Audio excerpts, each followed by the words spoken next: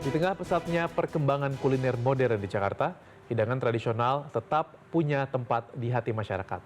Di salah satu sudut Jakarta Selatan, ini ada resep masakan khas Jawa yang masih diolah secara tradisional, mulai dari pemilihan bahan, penggunaan rempah, hingga teknik memasak. Tak hanya menawarkan cita rasa yang otentik, kehadiran kuliner ini juga menjadi bagian dari upaya menjaga warisan kuliner Nusantara agar tetap dikenal di tengah beragamnya pilihan makanan kekinian.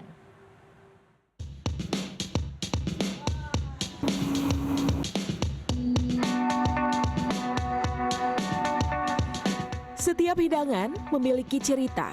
Ada yang menyimpan kenangan hangat keluarga, ada pula yang menjadi bagian dari identitas sebuah daerah. Di tengah padatnya Jakarta Selatan, jejak kuliner tradisional Jawa masih dapat ditemukan melalui sajian yang mempertahankan resep dan teknik memasak unik serta inovatif. Bukan sekadar menikmati makanan, perjalanan kali ini juga menjadi kesempatan untuk menyelami cerita di balik kekayaan cita rasa Nusantara yang tetap bertahan hingga kini. Perjalanan rasa dimulai dari salah satu hidangan khas Jawa Tengah, yaitu garang asem. Sekilas, tampilannya terlihat sederhana, namun di balik sajiannya terdapat perpaduan rempah yang memberikan karakter rasa yang kuat.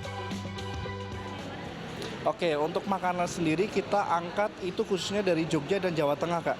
Terutama untuk yang ingkung itu sendiri dan juga ada menu garang asem juga.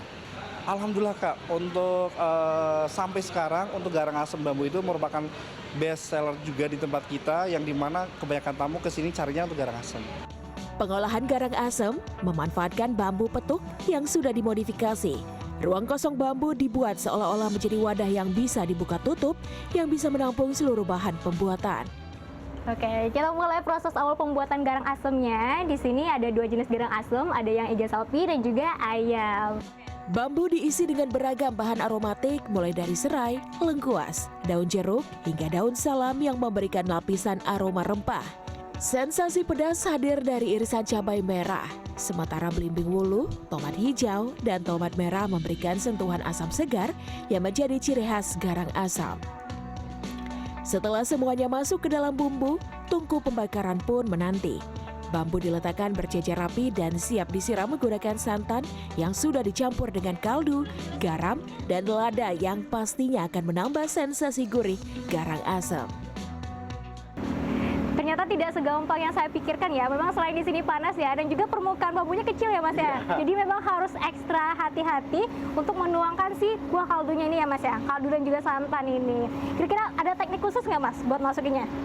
Dituang aja, Kak. Dituang aja ya, tapi kalau masalah jangan dimarahin ya. Ini ya.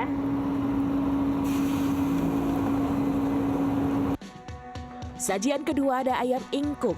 Ayam kampung yang dimasak selama 4 hingga 5 jam bersama bumbu yang melimpah hingga meresap ke seluruh bagian daging. Perpaduan bawang merah, bawang putih, ketumbar, kemiri, jahe, lengkuas, serai, daun salam, dan daun jeruk menjadi dasar racikan bumbu yang memberikan karakter gurih dengan aroma rempah yang kuat. Proses pemasakan yang lama membuat tekstur daging menjadi empuk dan tidak mudah hancur. Oke Mas, mungkin boleh diceritain ayam ingkung ini apa sih sebenarnya? Ayam ingkung itu kita melambangkan kayak kehormatan sih, kayak buat tasyakuran, buat hajatan atau segala macam. Kalau di bahasa kita kan Melayu itu ayam bekakak, tapi untuk di bahasa Jawa itu kita menggunakan ayam ingkung. Jadi menghormatkan yang ketuhanan yang Maha Esa. Olahan terakhir adalah ayam oseng serai. Ayam kampung yang dibakar terlebih dahulu, kemudian dioseng dengan serai sebagai aromatik dan jagung sebagai tambahan karbohidrat. Menggunakan teknik flambe, wajan dipanaskan dengan api besar sehingga menghasilkan semburan api sesaat yang membantu memperkuat aroma dan memberikan karakter rasa pada masakan. Nah, ini semua makanan yang kita masak tadi, dan ini nih si bintang utamanya, apalagi kalau bukan garang asem. Wah, lihatnya aja udah bikin ngiler nih ya. Nah, temannya ini nih, nasi panas dan juga nasi gurih. Yuk, langsung kita santap.